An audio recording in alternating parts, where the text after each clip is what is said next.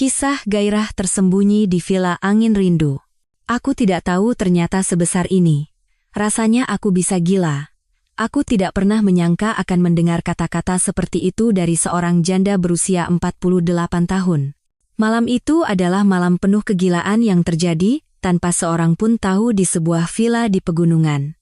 Sayang, lakukan sekali lagi, sampai aku benar-benar gila. Aku juga tak pernah membayangkan akan mendengar permintaan seperti ini di usiaku yang ke-50. Kenangan malam yang panas itu terus membara hingga fajar menyingsing. Namun, di balik semua cinta yang menggila ini, ada sebuah awal yang membara. Sebelum memulai cerita ini, mohon tekan tombol subscribe dan like. Saya juga akan sangat berterima kasih jika Anda mau berbagi pendapat di kolom komentar. Mulai sekarang, akan saya ceritakan semuanya. Setelah bertahun-tahun menjalani pernikahan yang seperti neraka, aku akhirnya bercerai dan merasa benar-benar lelah. Stres sebagai manajer di sebuah perusahaan menengah di Jakarta, ditambah dengan konflik terus-menerus dengan istriku, membuatku mengalami burnout. Dokter menyarankanku untuk beristirahat total, jadi aku memutuskan pergi mencari tempat yang tenang. Di internet, aku menemukan sebuah villa kecil di Pegunungan Puncak, Bogor, bernama Villa Angin Rindu. Dari foto-fotonya, villa itu terlihat biasa saja. Tapi setelah mengendarai mobil melewati jalanan gunung yang berkelok-kelok selama lebih dari 1 jam, aku sadar tempat ini benar-benar terpencil. Tidak ada apa-apa di sekitarnya, dan desa terdekat pun berjarak 30 menit perjalanan. Ini adalah tempat yang benar-benar terisolasi. Saat aku turun dari mobil di depan villa, pintu utama terbuka dan seorang wanita keluar. Seketika, aku merasa napasku tertahan. Seorang wanita dengan postur tubuh proporsional sekitar 165 cm dan kecantikan yang matang berdiri di sana. Usianya kutaksir sekitar akhir 40-an, tapi rambutnya yang diikat alami dan wajahnya yang tanpa riasan justru membuatnya terlihat lebih memesona. Selamat datang. Anda yang sudah memesan, kan? Suaranya lembut dan hangat, namun ada sedikit nada kesepian di dalamnya. Iya, saya Rendra. Rencananya saya akan tinggal selama sebulan, apakah tidak apa-apa? Tentu saja. Sudah lama kami tidak kedatangan tamu yang menginap jangka panjang. Saya Maya, pemilik villa ini. Saat dia tersenyum, aku merasakan sesuatu yang sendu, seperti kesepian seorang wanita yang telah lama hidup sendiri. Saat masuk ke dalam villa, suasananya bersih dan nyaman, tetapi juga terasa sangat sunyi dan hening. Apakah tidak ada tamu lain? Saat ini sedang bukan musim liburan, jadi sebenarnya hanya Bapak Rendra saja tamunya. Mendengar itu, perasaan aneh menjalari diriku. Jantungku mulai berdebar membayangkan akan tinggal berdua saja dengan wanita cantik ini di tengah pegunungan. Kalau begitu, baguslah, jadi lebih tenang. Iya, sangat tenang. Kalau malam, saking tenangnya kadang sampai terasa menakutkan. Saat mengatakan itu, dia menatapku dengan tatapan yang penuh arti. Aku bertanya-tanya, mungkinkah dia memikirkan hal yang sama denganku? Saat diantar ke kamarku, aku memperhatikan punggung Maya. Cara berjalannya yang anggun dan garis kakinya yang kencang terus menarik perhatianku. Makan malamnya kira-kira mau jam berapa? Sekitar jam 6 sore saja. Baik. Jam 6 kita bertemu di ruang makan, ya? Rasanya pasti sepi kalau makan sendirian. Jika tidak keberatan, bagaimana kalau kita makan bersama? Aku tidak menyangka akan mendapat tawaran seperti itu. Biasanya di villa, tamu makan sendiri. Tentu. Itu jauh lebih baik daripada makan sendirian. Malam itu, untuk pertama kalinya kami duduk berhadapan untuk makan malam. Maya menyajikan hidangan rumahan Sunda yang lezat, yang ia masak sendiri. Masakan Anda enak sekali. Terima kasih. Karena terbiasa hidup sendiri, jadi kemampuan memasak saya berkembang dengan sendirinya. Sudah lama hidup sendiri? Sekitar 2 tahun. Setelah bercerai, saya pindah ke sini dan memulai bisnis villa ini. Aku langsung mengerti. Sepertinya aku tahu alasan di balik tatapan matanya yang sendu itu. Saya juga sedang dalam proses perpisahan. Itulah sebabnya saya datang ke sini. Oh, begitu. Pasti berat sekali, ya? Kami mulai berbagi sedikit demi sedikit luka kami. Ada rasa empati di antara orang-orang yang memiliki kepedihan yang sama. Malam itu, bahkan saat berbaring di kamarku, aku terus memikirkan Maya. Senyumnya, cara bicaranya, dan kecantikannya yang matang. Memikirkan dia yang tidur sendirian di kamar sebelah, timbul perasaan ingin melindunginya. Pada saat yang sama, aku juga merasakan daya tariknya yang kuat sebagai seorang wanita. Begitulah pertemuan kami dimulai. Saat itu, aku tidak tahu bahwa pertemuan ini akan berubah menjadi cinta yang begitu panas dan berbahaya. Sejak hari kedua, kami secara alami membangun rutinitas. Sarapan yang disiapkan Maya. Waktu pribadi aku membaca atau berjalan-jalan, Maya mengurus villa. Makan malam bersama, lalu minum teh di ruang keluarga. Awalnya, percakapan kami hanya sebatas sapaan dan basa-basi. Namun seiring waktu, obrolan kami menjadi lebih dalam. Kehidupan di Jakarta sepertinya sangat berat, ya? Wajah Anda terlihat sangat lelah, kata Maya sambil menatap wajahku dengan cemas. Kapan terakhir kali seseorang memperhatikan ekspresiku sedetail ini? Iya, saya datang ke sini seperti melarikan diri dari segalanya. Saya juga begitu.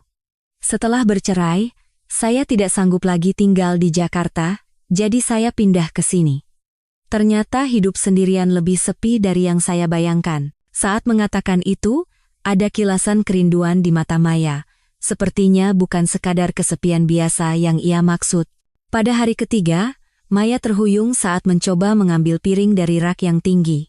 Secara refleks, aku menahannya dari belakang. Hati-hati. Pada saat itu, tubuh kami bersentuhan sepenuhnya. Dadaku menempel di punggungnya, dan lenganku melingkari pinggangnya. Tubuh Maya yang lembut dan aroma parfumnya yang halus menyentuh hidungku. Seketika, aku merasakan kembali perasaan sebagai seorang pria yang telah terlupakan selama 3 tahun. Terima kasih, kata Maya dengan napas terengah. Saat dia menoleh, wajah kami hampir bersentuhan. Kami saling menatap, dan ada sesuatu seperti aliran listrik yang mengalir di antara kami. Maaf, kataku sambil cepat-cepat melepaskan tanganku, tapi kehangatan tubuhnya masih terasa di telapak tanganku. Mulai malam itu, hal-hal aneh mulai terjadi. Dinding villa ternyata cukup tipis, sehingga suara dari kamar sebelah terdengar. Aku bisa mendengar suara Maya yang gelisah di malam hari, desahan pelan sesekali, dan kadang-kadang suara seperti menahan sesuatu. Aku pun semakin sering tidak bisa tidur. Memikirkan dia sendirian di kamar sebelah membuat dadaku terasa sesak. Pada hari ketujuh, saat sarapan, Maya bertanya dengan hati-hati, "Apa saya terlalu berisik sehingga Anda tidak bisa tidur?" "Tidak, kok. Saya juga memang sulit tidur. Sepertinya dindingnya kurang kedap suara." "Ya. Maaf." Wajahnya sedikit memerah. Mungkinkah dia sadar suara seperti apa yang kudengar? Tidak apa-apa. Justru saya senang, jadi terasa tidak sendirian. Ketika aku mengatakan itu, Maya menatapku dengan tatapan yang penuh makna. Pada hari ke-10, saat makan malam, Maya memberikan tawaran istimewa. "Pak Rendra, bagaimana kalau malam ini kita minum anggur?" "Anggur? Kadang-kadang saya minum sendirian, tapi saya pikir akan lebih baik kalau malam ini kita minum bersama." Tentu saja aku tidak punya alasan untuk menolak. Sejujurnya, aku memang ingin lebih dekat dengannya. Sambil minum anggur, kami mulai berbagi cerita yang lebih pribadi. "Pernikahan Anda dulu sangat berat, ya?" "Iya. 3 tahun terakhir benar-benar seperti neraka. Kami sudah tidak pernah bicara lagi." "Saya juga begitu. Suami saya berselingkuh. Saya bertahan selama 2 tahun sebelum akhirnya memutuskan bercerai." Pengaruh anggur membuat percakapan kami menjadi lebih jujur. "Setelah bercerai, apa Anda tidak merasa kesepian?" Saat Maya bertanya, ada sorot kerinduan di matanya. "Sangat kesepian. Terutama di malam hari. Saya juga. 2 tahun ini benar-benar berat." Melalui percakapan itu, kami menyadari bahwa kami merasakan kesepian yang sama. Dan kesepian itu bukan hanya sekadar kesepian psikologis. Malam itu, aku menjadi lebih peka terhadap suara-suara yang datang dari kamar Maya. Aku tahu, dia juga merasakan hasrat yang sama sepertiku. Memasuki minggu kedua, ketegangan di antara kami semakin meningkat. Tanpa perlu berkata-kata, Kami tahu kami saling menyadari kehadiran satu sama lain. Saat memasuki minggu ketiga, perubahan-perubahan halus di antara kami menjadi semakin jelas. Maya mulai sering keluar kamar di pagi hari hanya dengan gaun tidurnya. Setiap kali itu terjadi, aku harus memalingkan wajah. Lekuk tubuhnya yang tercetak samar di balik gaun tidur tipisnya terus menarik perhatianku. Ah, maaf. Saya belum berpakaian dengan benar. Tidak apa-apa, jawabku, padahal sebenarnya tidak baik-baik saja. Tubuh matang seorang janda berusia 48 tahun adalah rangsangan yang kuat bagi diriku yang berusia 50 tahun. Maya juga sering membuang muka ketika aku keluar kamar mandi tanpa mengenakan atasan, tapi sesekali, aku bisa merasakan tatapan curi-curinya. Anda sepertinya rajin berolahraga, ya? Tubuh Anda bagus. Suatu hari Maya berkata seperti itu, dan aku terkejut. Ini pertama kalinya dia mengatakan hal seperti itu. Terima kasih, Anda juga sangat cantik. Ah, di usiaku ini, apanya yang cantik? Anda membuatku malu. Tapi aku bisa melihat kebahagiaan terpancar di wajahnya. Mungkin sudah lama ia tidak mendengar pujian seperti itu. Suatu malam, listrik tiba-tiba padam. Karena lokasi villa yang terpencil, perbaikan akan memakan waktu. Sepertinya kita harus menyalakan lilin, kata Maya. Saat lilin dinyalakan, ruang keluarga menjadi terang temaram. Di bawah cahaya lilin, sosoknya terlihat semakin cantik. Suasana seperti ini tidak buruk juga, ya? Iya. Justru terasa romantis. Saat mengucapkan kata romantis, suara Maya sedikit bergetar. Aku pun merasakan hal yang sama. Di bawah cahaya lilin sambil minum anggur, kami menjadi semakin dekat, baik secara fisik maupun emosional. Pak Rendra, apa Anda berencana kembali ke Jakarta? Belum saya pikirkan. Saya sangat suka di sini. Benarkah? Apa yang membuat Anda begitu suka? Mendengar pertanyaan itu, aku hampir saja menjawab dengan jujur, karena ada kamu. Karena di sini tenang dan damai. Tapi sepertinya Maya tahu isi hatiku yang sebenarnya. Tatapan matanya mengatakan itu. Saya senang, karena ada Pak Rendra di sini. Saya merasa jauh lebih tenang daripada saat sendirian. Sambil berbincang seperti itu, kami semakin dekat. Seiring lilin yang semakin pendek, jarak di antara kami pun semakin menipis. Malam itu, bahkan setelah listrik menyala kembali, kami masih berbincang lama. Baru setelah lewat tengah malam kami kembali ke kamar masing-masing. Mimpi indah. Anda juga. Tapi malam itu aku tidak bisa bermimpi indah. Pikiranku dipenuhi oleh Maya. Keesokan paginya, saat melihat wajah Maya, aku tahu dia juga tidak bisa tidur nyenyak. Tidak bisa tidur, ada sedikit yang saya pikirkan. Aku tahu, alasannya pasti sama denganku. Memasuki minggu keempat, ketegangan di antara kami mencapai puncaknya. Setiap kata dan tatapan mata terasa penuh makna. Suatu hari, saat menjemur pakaian dalam Maya terjatuh. Aku bermaksud mengambilkannya, dan saat itu tangan kami bersentuhan. Terima kasih. Kami saling menatap. Tatapan mata kami seolah ingin mengatakan sesuatu, tapi kami masih belum berani melintasi batas. Kami berdua mati-matian menahannya. Namun, malam itu, sebuah insiden yang mengubah takdir terjadi. Tepat sebulan setelah kedatanganku, hujan badai yang dahsyat tiba-tiba turun.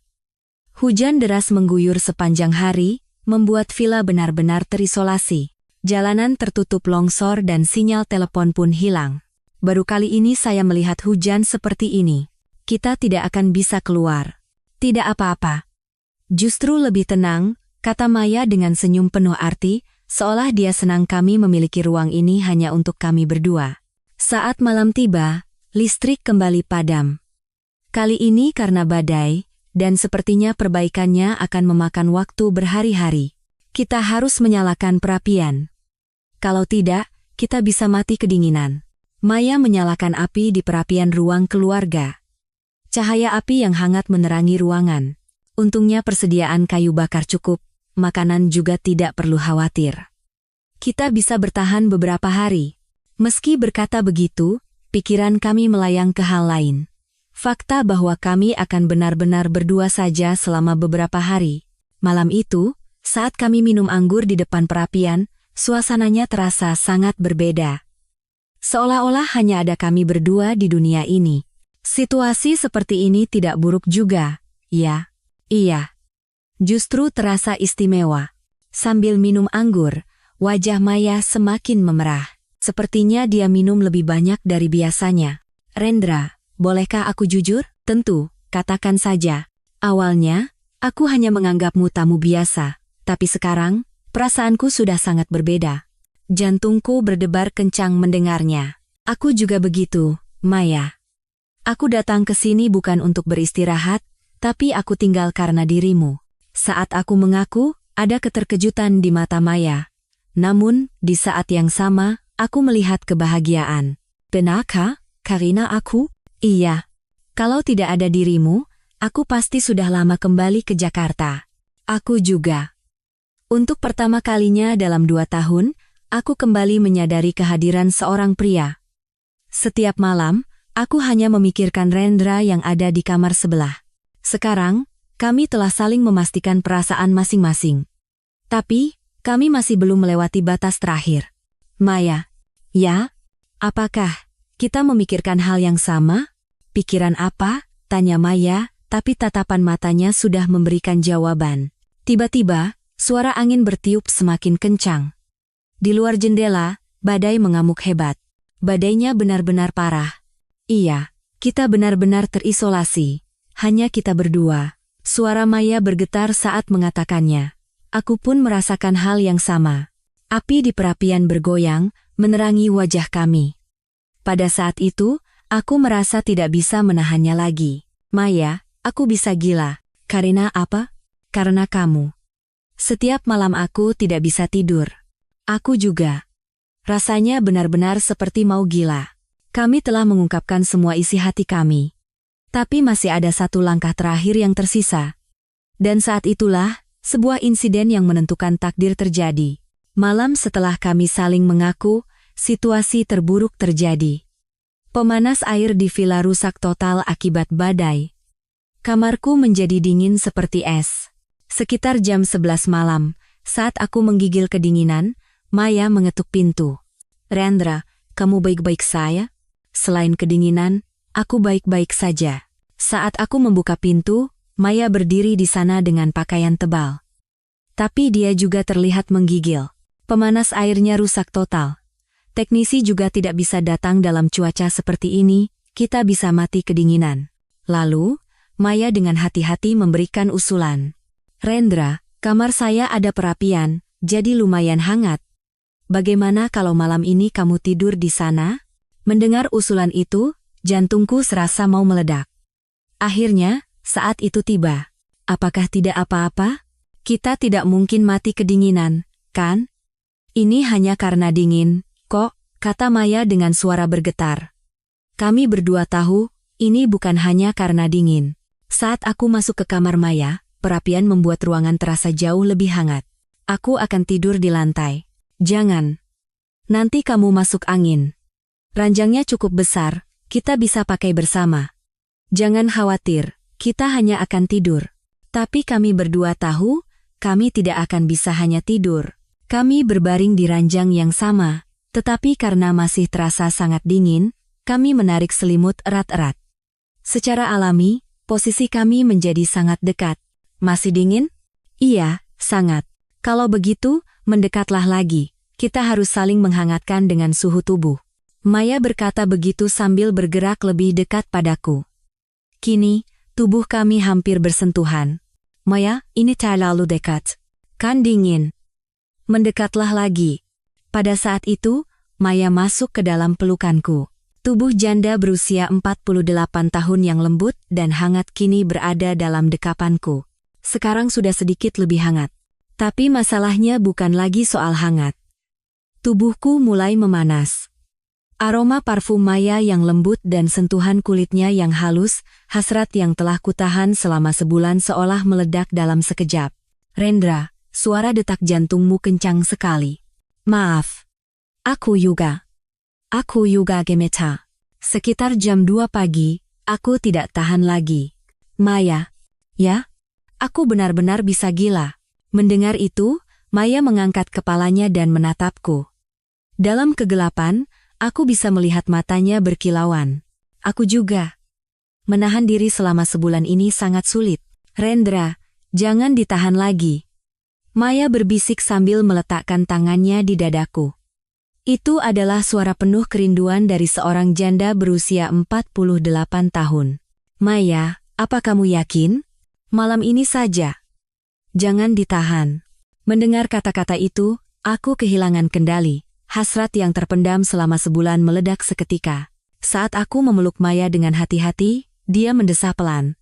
Ah, Rendra, hangat. Sejak saat itu, kami benar-benar tenggelam dalam satu sama lain. Rasa dingin sudah lama kami lupakan. Maya, kamu cantik sekali. Benarkah? Di usiaku ini, justru lebih cantik, kecantikan seorang wanita dewasa. Tubuh Maya, untuk wanita berusia 48 tahun, terasa luar biasa kencang dan indah. Hasil dari merawat diri selama hidup sendiri setelah bercerai. Rendra, aku tidak tahu ternyata sebesar ini, kata Maya dengan terkejut. Mendengar itu, rasa percaya diriku membumbung tinggi. Aku tidak menyangka akan mendengar kalimat seperti ini di usiaku yang ke-50. Aku takut. Tapi aku suka. Aku akan pelan-pelan. Katakan kalau sakit. Tidak apa-apa. Aku sudah menunggu selama 2 tahun. Malam itu, kami berbagi segalanya. Cinta terlarang antara pria 50 tahun dan wanita 48 tahun di tengah pegunungan. Rasanya aku bisa gila. Aku juga. Perasaan ini baru pertama kali kurasakan. Sekitar jam 4 pagi, setelah beristirahat sejenak, Maya berkata lagi. Rendra? Bolehkah? Sekali lagi? Maya. Kerinduan selama 2 tahun ini tidak bisa lunas hanya dengan sekali. Lakukan sampai aku benar-benar gila. Aku tidak pernah menyangka akan menerima permintaan seperti ini di usiaku yang ke-50. Tapi, aku merasakan hal yang sama. Kamu yakin tidak apa-apa? Iya. Malam ini saja, biarkan kita menggila. Jadilah kami saling memuaskan hasrat hingga fajar. Malam itu adalah malam penuh kegilaan di sebuah villa di pegunungan. Keesokan paginya, kami saling menatap dan tersenyum. Malam tadi seperti mimpi. Aku juga berpikir begitu, tapi ini nyata. Wajah Maya terlihat malu-malu namun bahagia. Apa kamu menyesal? Tidak sama sekali, justru aku ingin lagi. Saat kami sedang berbincang, datang telepon dari teknisi yang mengatakan akan datang memperbaiki pemanas air. Tapi kami memintanya untuk menunda perbaikan selama beberapa hari lagi. Kenapa? Nanti Anda kedinginan. Tidak apa-apa. Kan ada perapian. Sebenarnya, kami merasa sayang jika situasi ini berakhir. Kami takut kehilangan alasan untuk bersama. Malam itu, kami kembali tidur bersama di kamar Maya. Kali ini bukan dengan alasan dingin, tapi karena kami saling menginginkannya. Rendra, malam ini kita lakukan lebih pelan. Rasanya kemarin terlalu terburu-buru. Iya, malam ini kita nikmati waktu kita. Malam itu terasa lebih dalam dan intim dari sebelumnya. Kami menjelajahi dan menikmati tubuh masing-masing dengan lebih detail. Maya, apa di sini enak? Iya. Ah, di situ.